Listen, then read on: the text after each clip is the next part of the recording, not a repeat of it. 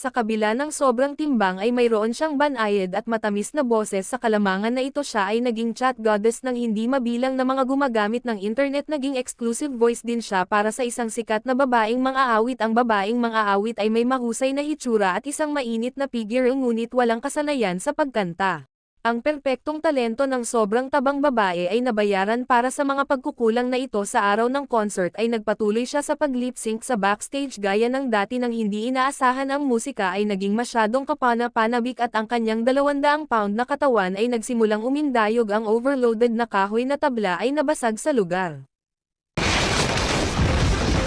Na ikinatakot ng kinauukulan na si Jack mabilis niyang pinaandar ang mga paputok para maakit ang atensyon ng mga manunood tatambad na sana ang babaeng singer pero buti na lang nakaakyat agad ang sobrang tabang babae dala ang kanyang mabigat na katawan. Maaaring magpatuloy ang concert ito ay dahil sa sobra sa timbang ng matabang